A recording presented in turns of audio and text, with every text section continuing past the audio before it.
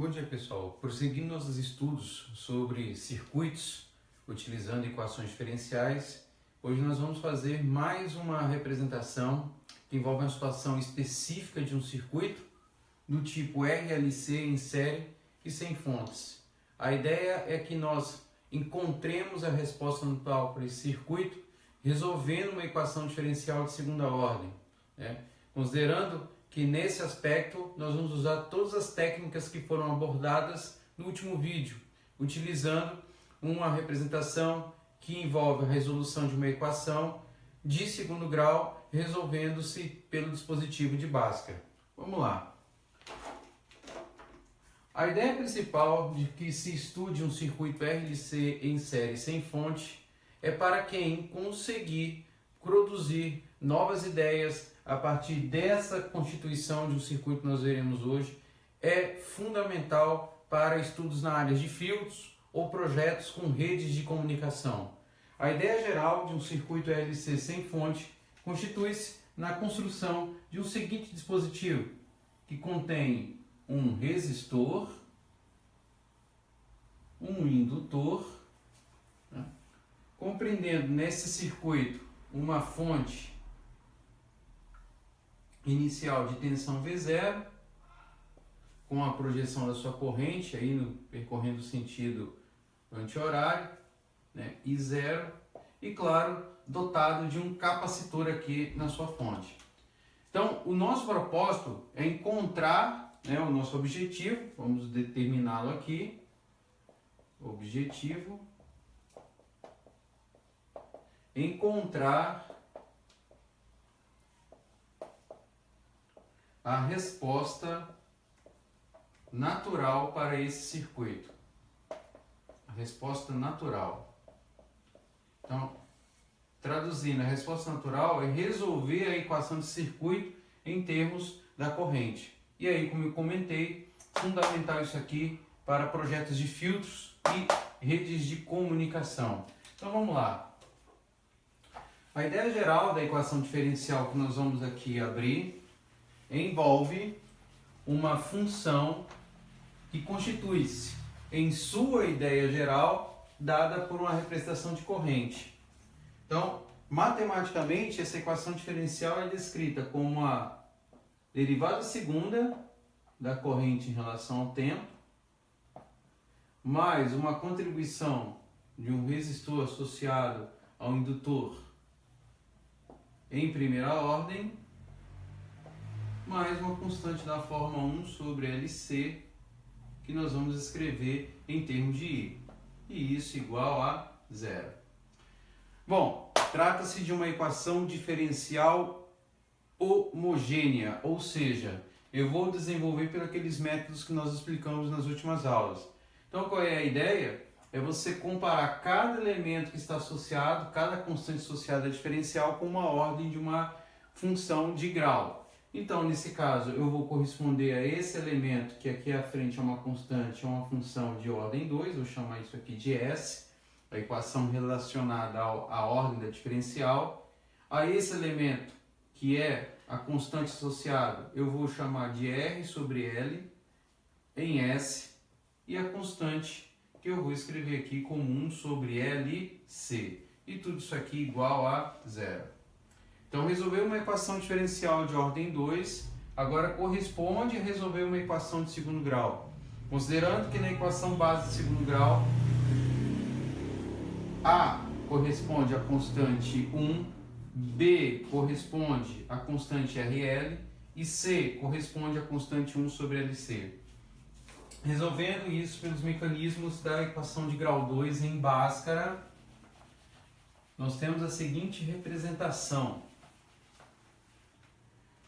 Usando o discriminante de equação de grau 2, nós temos que S agora fica escrito como menos B. Não, nessa representação em menos B eu vou ter menos R sobre L, mais ou menos a raiz quadrada de B quadrado menos 4AC.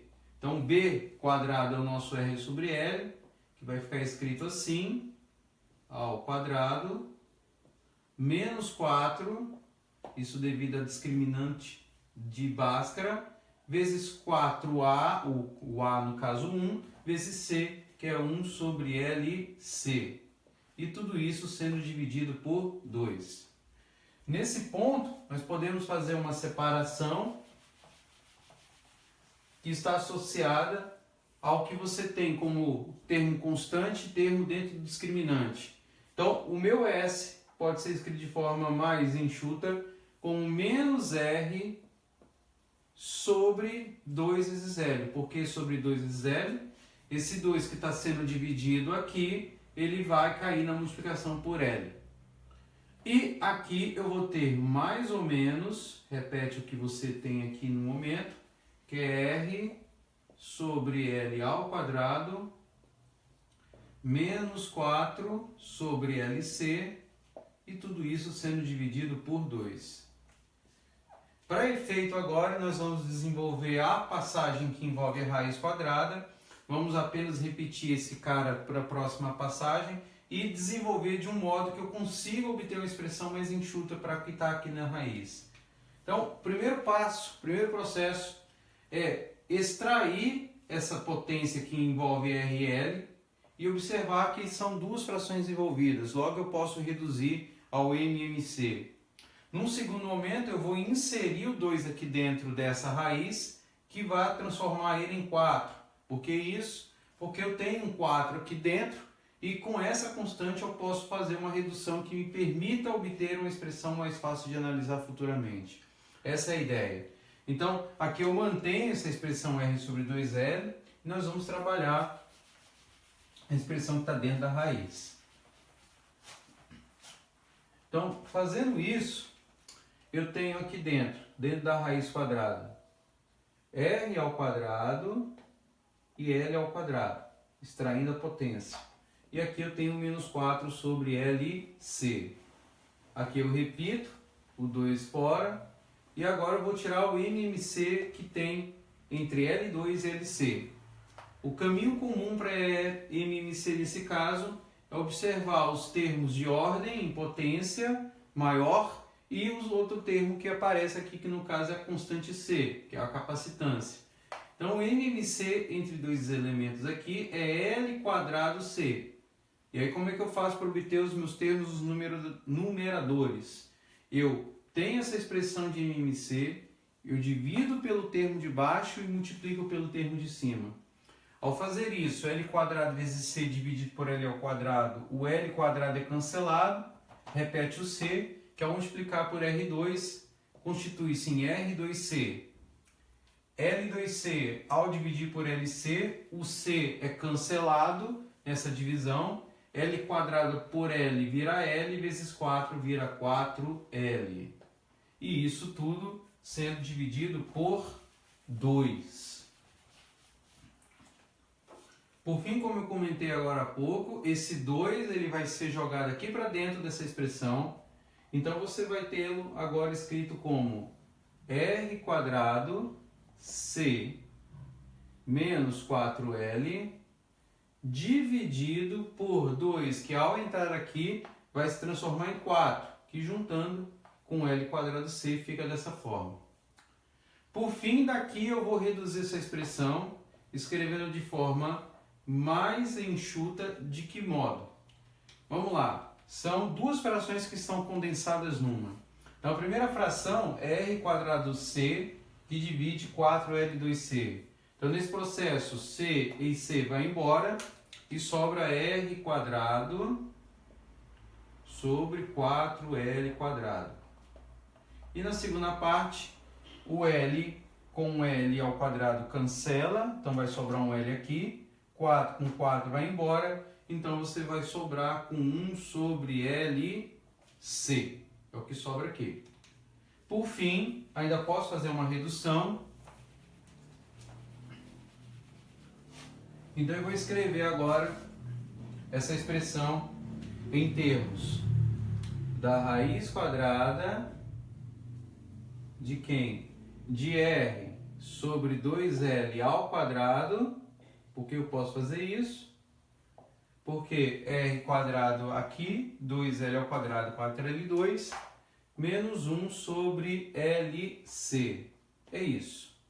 Então, por fim, eu tenho que a minha forma padrão de resposta fica expressa da seguinte maneira.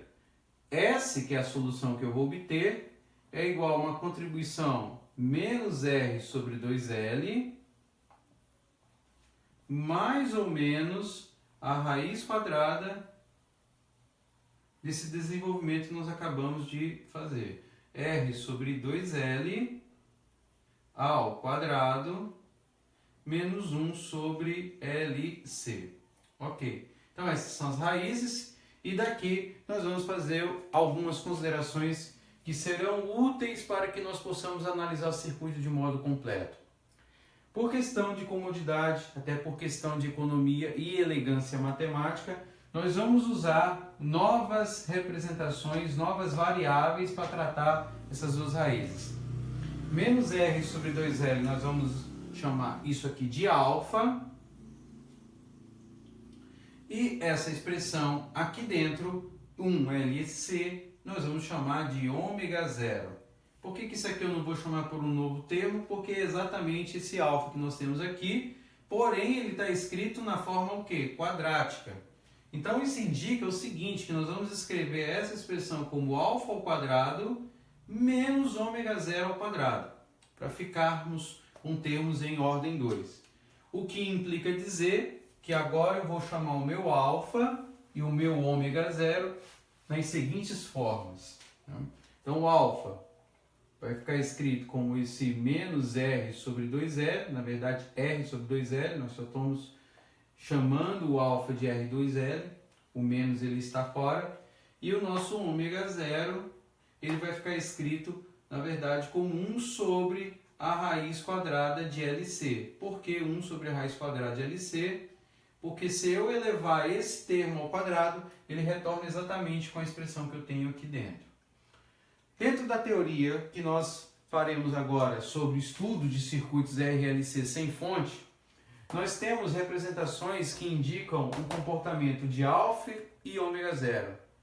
Alfa e ômega zero, se nós não lembrarmos do passado, representam os termos que indicam quais são as formas de raiz que nós podemos ter para as condições que nós estamos expressando.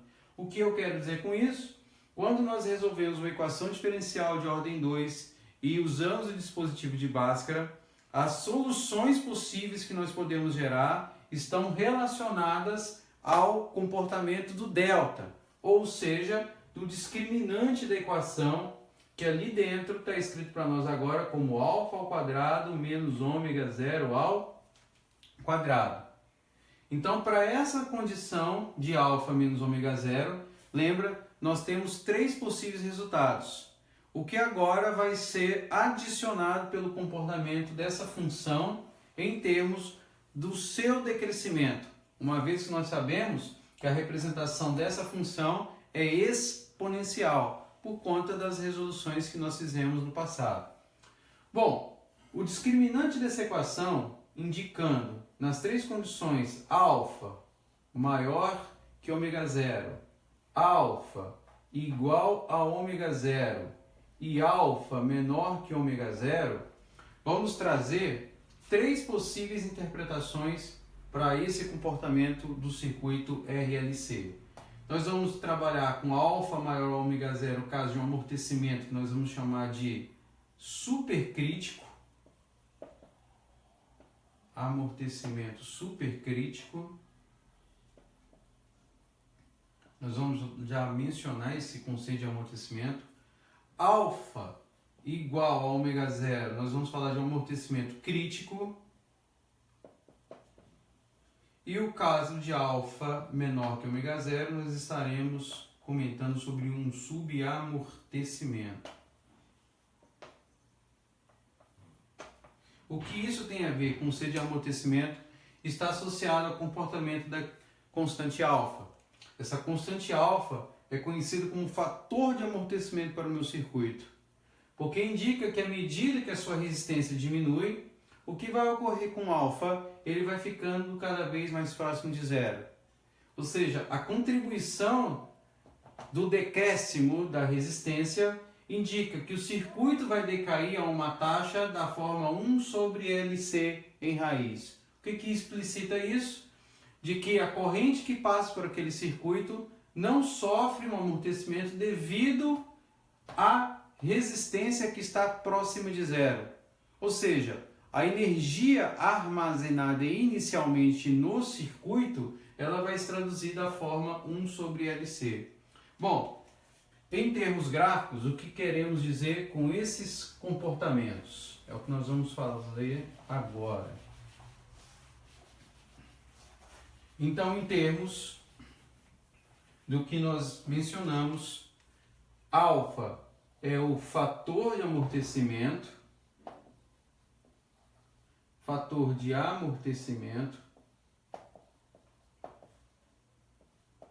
Esse fator de amortecimento é dado de uma nova unidade chamada Neper por segundo.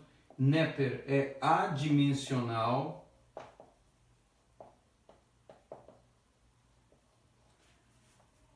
O ômega, que é o ômega zero, na verdade é a frequência natural.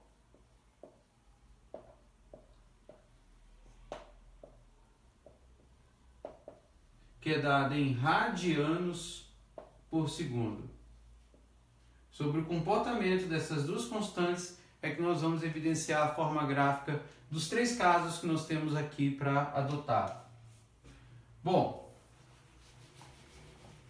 para cada caso você tem uma representação gráfica peculiar. Então nós vamos analisar um a um. Então o primeiro caso que nós temos é o caso de um superamortecimento.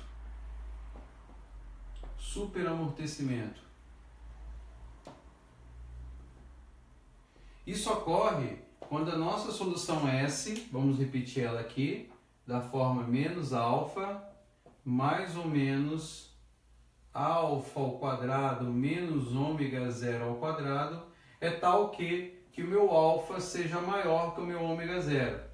Isso indica que nesse caso nós temos duas soluções reais, nós vimos no passado isso, que nesse caso agora vai ficar escrito como uma combinação de uma constante C1 exponencial, correto? De menos S1T mais C2 exponencial de menos S2 em T. Ou seja, eu estou representando isso aqui em termos de duas soluções, porque o alfa aqui no caso é maior do que ômega zero. Então é um caso de superamortecimento e graficamente nós podemos observar que, como a contribuição da exponencial é negativa à medida que o tempo passa, a constituição dessa função é uma exponencial que é decrescente ao longo do tempo. Ou seja, você tem um superamortecimento porque o alfa contribuído aqui, que é aquela forma R sobre 2L, ele não anula toda a contribuição da corrente, em função de que você tem duas raízes aqui que são possíveis de serem obtidas. Então vamos lá, fazendo graficamente isso daí, vamos fazer. Isso vai ficar escrito da seguinte forma. Sempre reiterando, essas raízes, em termos das condições, serão dadas em formulário numa possível prova. Então, escrevendo isso em termos gráficos,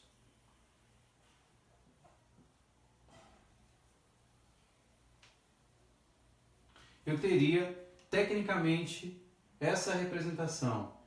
Eu tenho uma função de corrente em função do tempo, escrevendo isso dessa forma. E aí, graficamente, se eu pensar na minha exponencial, que tem essa contribuição, a minha função, ela descreve esse comportamento. Ou seja, é um superamortecimento, porque quando eu parto a partir de t igual a zero, você não tem corrente nenhuma. Então, à medida que você eleva a representação de tempo, ela tem um acréscimo que logo, porém, a partir de um tempo t que é crescente, ela começa o quê? A declinar. Declinar por quê? Porque a contribuição da exponencial, à medida que o tempo passa, ela é decrescente, ou seja, eu posso escrever e elevado a menos 1 st como e elevado a S1 vezes t. E assim ela vai progredindo, correto? Essa seria a forma de um superamortecimento crítico. O caso 2, que é o amortecimento crítico, segundo caso,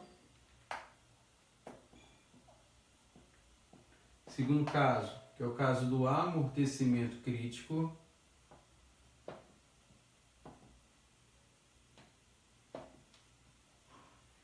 indica que a solução padrão é uma combinação de uma função em corrente. Como que é essa combinação de uma função em corrente? Ela me diz o seguinte, que a minha função em corrente I de t é escrito com uma combinação de uma constante 1 menos αt mais um C2 vezes t elevado a menos αt. Agora, por que eu estou escrevendo isso em termos de alfa? Porque nessa condição do segundo caso, eu estou mencionando que o meu alfa é igual a ômega zero. Então, isso indica o quê? Que quando eu trabalho com aquela minha solução do tipo menos alfa, mais ou menos alfa ao quadrado menos ômega zero ao quadrado, ao considerar que o meu alfa é igual ao meu ômega zero, então isso aqui tudo retorna a quanto? A zero. Então eu só tenho representações que envolvem quem? A contribuição de alfa. Ou seja, no caso de amortecimento crítico, a única contribuição que você tem do amortecimento é dada pela contribuição do R e do L. Ou seja, à medida que o TR aumenta ou diminui, ele indica o quanto o meu fator de amortecimento induz na minha corrente a contribuição do meu circuito. Ou seja, em outras palavras, se eu for pensar em termos gráficos dessa contribuição em função, o que eu vou ter é algo da seguinte forma.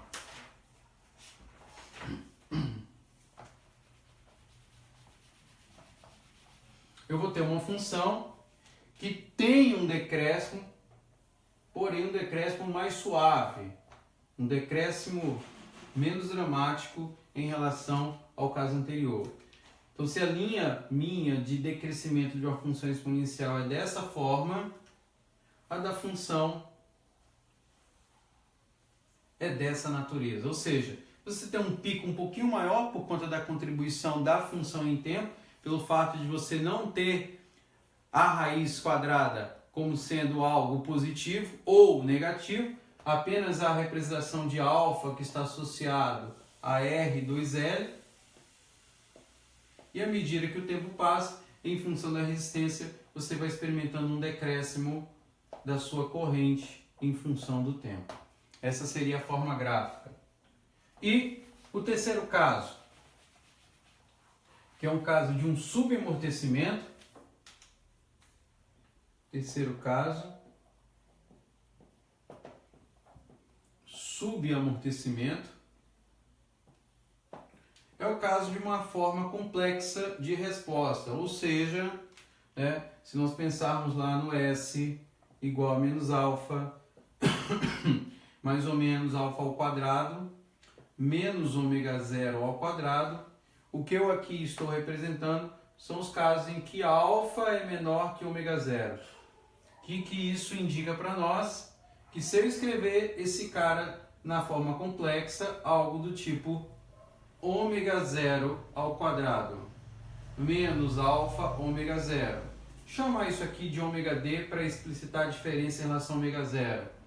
E trabalhar com a nossa definição de j ao quadrado, que é igual a menos 1. Lembra? J é a forma complexa de escrever esse número. Então eu digo que para essa solução, você tem que o nosso S é escrito em termos de menos alfa mais quem? Ômega d, vou escrever isso aqui, ômega d, nessa forma de contribuição. O que isso aqui indica? que quando eu estou multiplicando ômega 0 ao quadrado menos alfa ao quadrado por menos 1, eu na verdade estou voltando para esse caso, mas isso aqui expressa apenas que nessa condição em que alfa é menor que ômega 0, você vai produzir formas que são escritas como números complexos.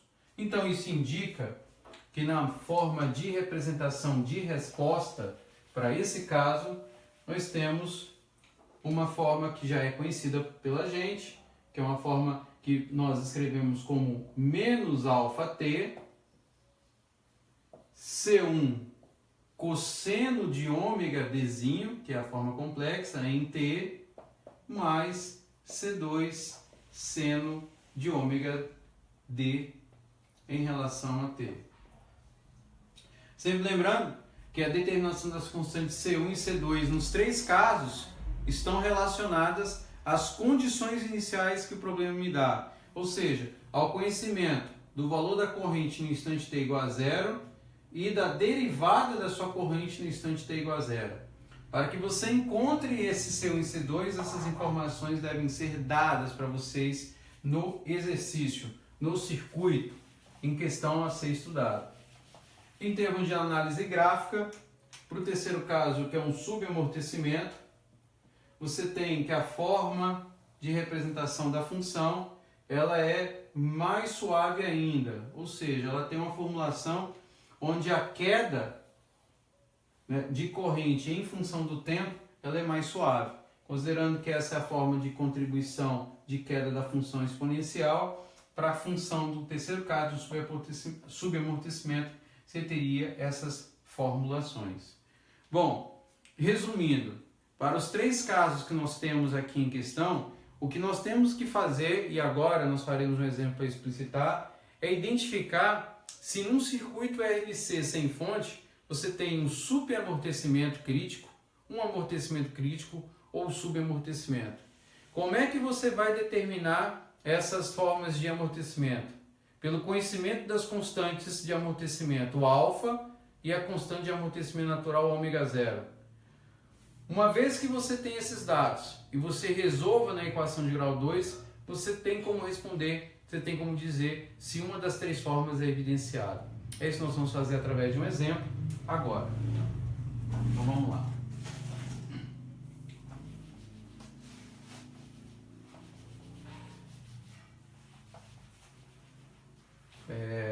Vamos tomar como exemplo aquele mesmo circuito que nós introduzimos na análise.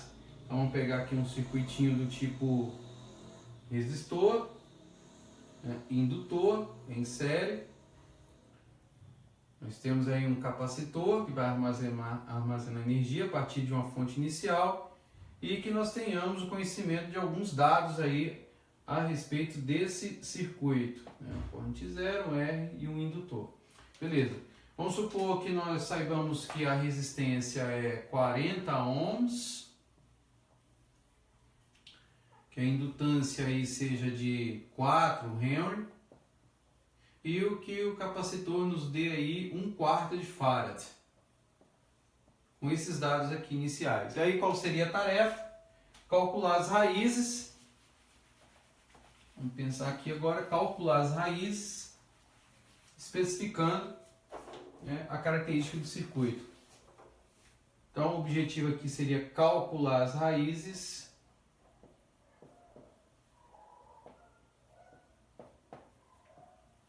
especificando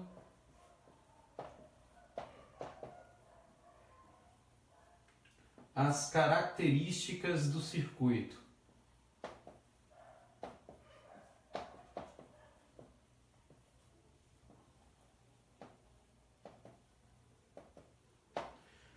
Então, em termos da resolução de um exemplo, o que vai te ocorrer é que, nesses casos, essas informações deverão ser dadas e, a partir dessas informações dadas, com aquelas duas equações que representam alfa e ômega 0, nós seremos em condições de identificar como é que é esse circuito. E, em alguns casos, inclusive, até montar um esboço do gráfico dessas relações. Então, o que eu preciso aí? Do conhecimento de alfa que é R sobre 2L, e de ômega zero, que é 1 sobre a raiz quadrada de LC. Então, quando eu faço uso desses dados e jogo aí alfa igual a R, que é 40, sobre 2L, que é 2 vezes 4, então eu vou ter aí 5 Nepper por segundo. Vou colocar na unidade. E no caso do ômega zero, eu tenho 1 sobre L vezes 1/4 de C. Ou seja, 4 vezes 1/4. Então isso aqui é 1, então retorna aqui como 1 radiano por segundo. Bom, da análise que a gente tem desses dois dados aqui,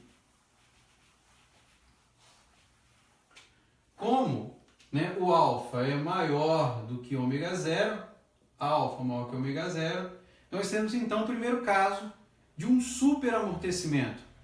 Ou seja, temos um superamortecimento crítico. Superamortecimento crítico.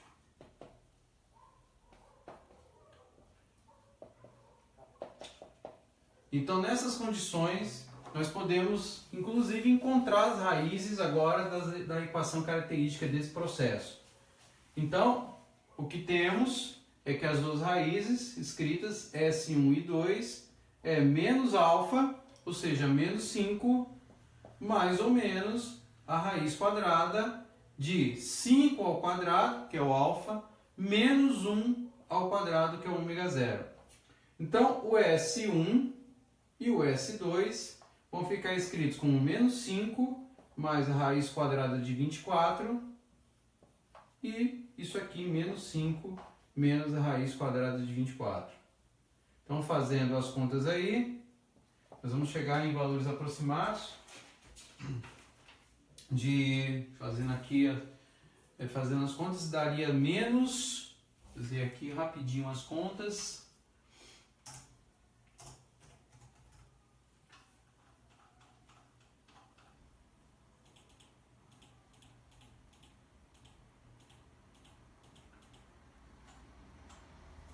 menos 0,101 e aproximadamente menos 9,899. E aí nós temos o exercício resolvido. Essa é a ideia.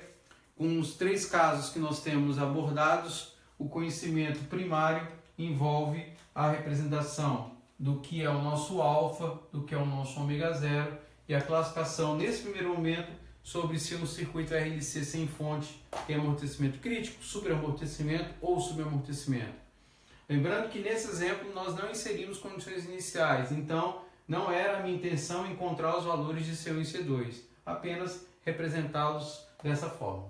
É isso aí, na próxima aula nós faremos mais alguns exemplos, exploraremos mais alguns casos para poder dar uma análise completa sobre a resolução de equações diferenciais para casos onde nós temos circuitos dessa natureza. Beleza? É isso aí.